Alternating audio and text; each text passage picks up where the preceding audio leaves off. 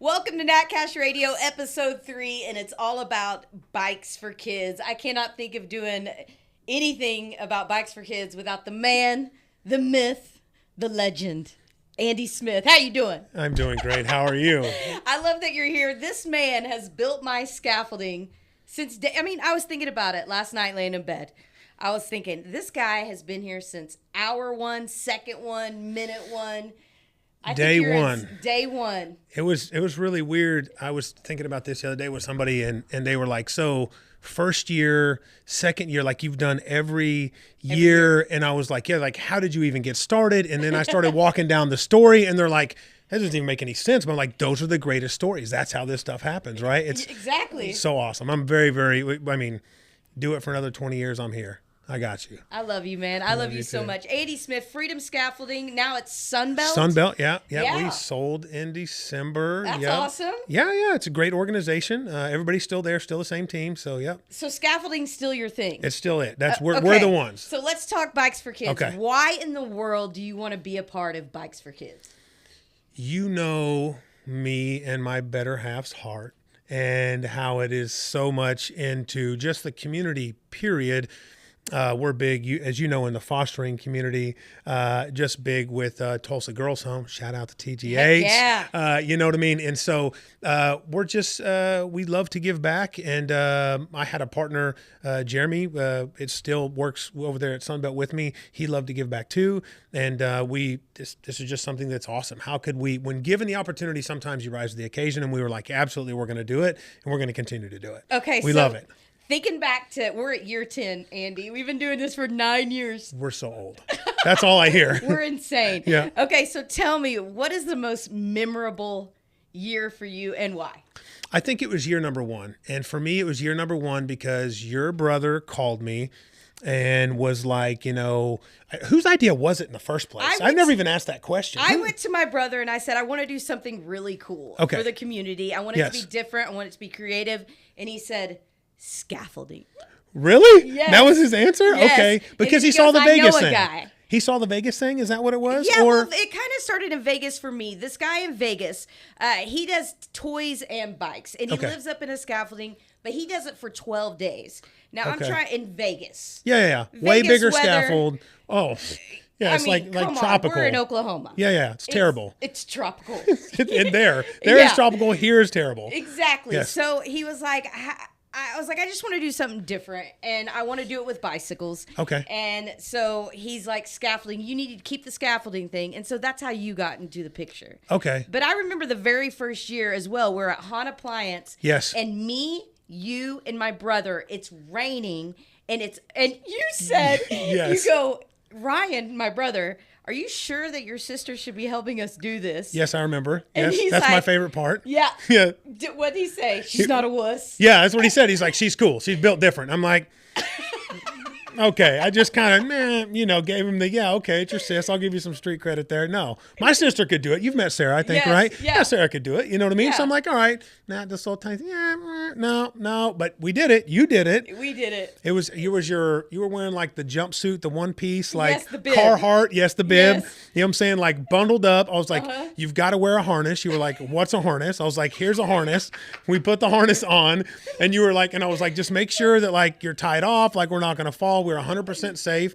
Shout out OSHA, 100% safe, yes. right? And we just did it, and it went like it was slow and wet and cold and super awkward, but we did it. You rocked it out. I remember doing most of the work, but you and Ryan did great. We were there for support. Moral support. You handed me stuff. That's all I needed, So. I'm going to play a video for you right now that I presented to my boss that how we got to do Bikes for Kids for the first time.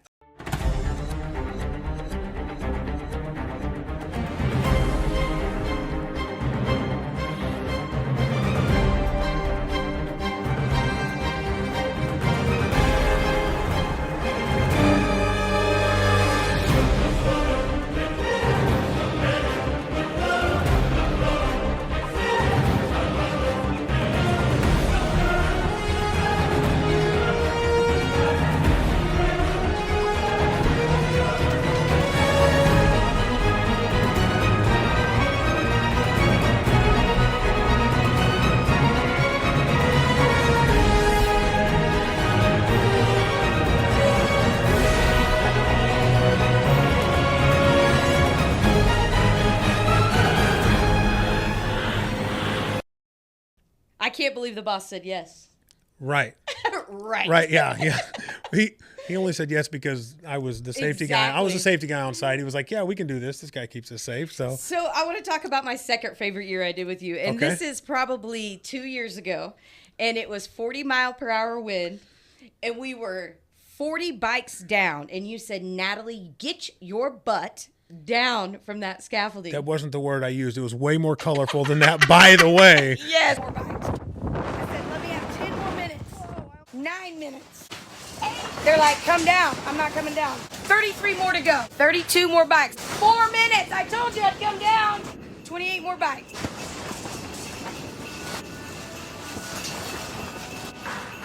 $1,400 is all we need. This is just not safe.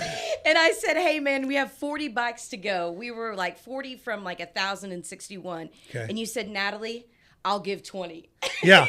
Yeah, I was ready. I remember that was my least favorite year because out of all the years, and I always say the safety thing, and 100% I mean it. You know, our culture at Freedom is the same that it is at Sunbelt, and it, you know, is safety first. And that's always been like one of the things from your producers and stuff, like on the backside, that they used to always be very leery of. You know, who's in charge? Who did? You know what I mean? Asking all these questions, and I was like, guys, this is what I do every day, all day. So I promise, we can keep Natalie safe.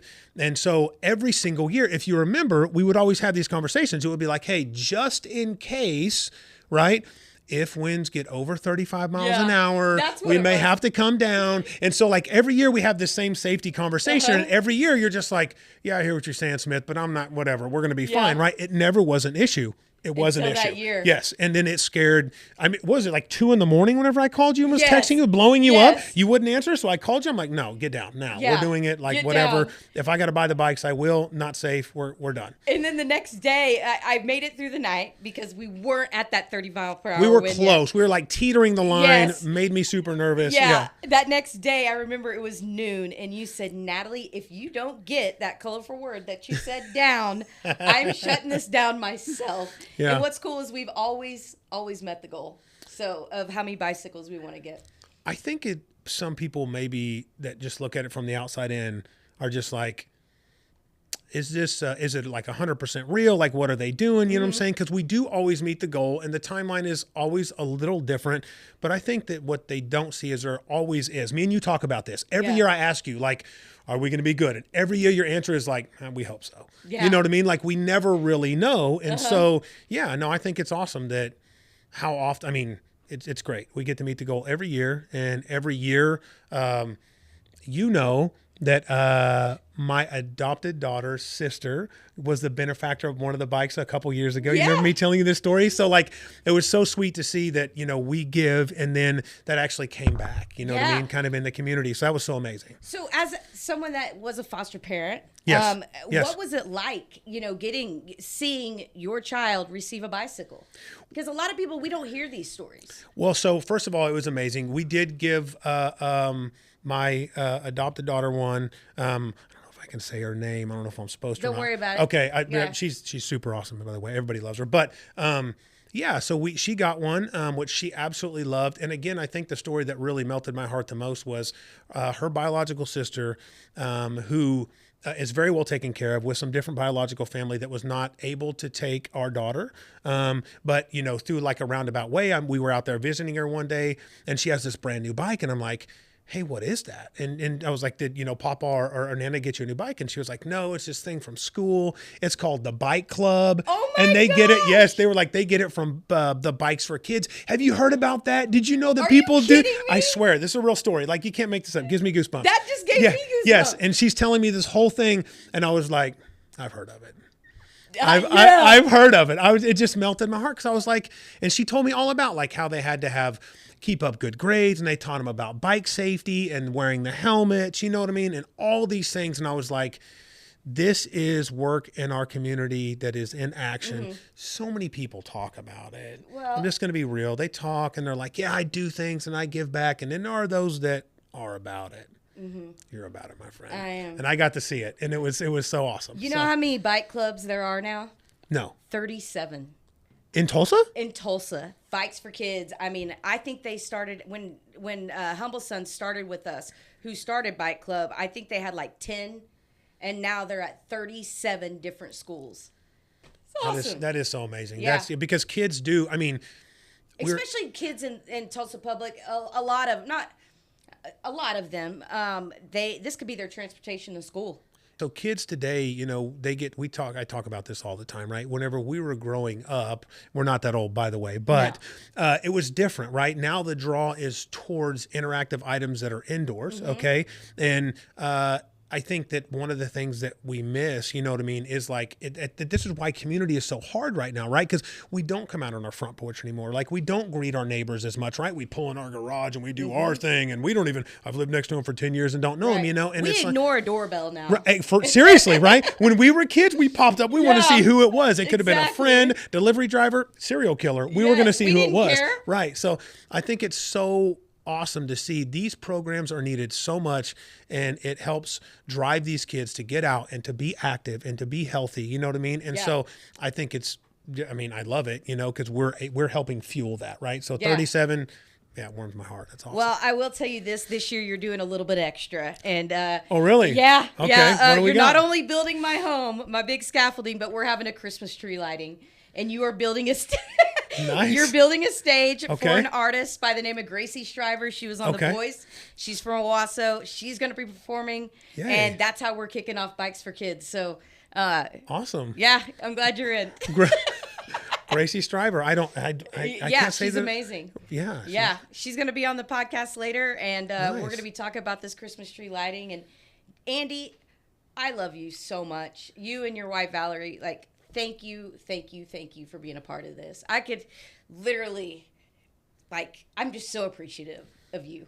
Thank you. Well, you know we love you too, and you know that we are appreciative for what you do. Again, talking about it, being about it are two different things, and I think that you're living it, you know what I mean, with giving it back, because look at your current situation. You're no longer fueled by a station or by big money. Yes, I was going to say big money. Income is an important one, sidebar. But you're no longer. And so I think, again, it's easier to give yourself or for someone else to push you, right? Whenever you have those circumstances, and you're still going to do it this year. My question to you, sorry to call you out. Okay. Yeah. I was going to say, is it the last year? I don't know. I don't know if this is the last year. I really don't. We'll see. Well, this year will be successful no matter what. I hope so. Everyone's got to donate a bike, right? We out. Andy, thank you. No problem.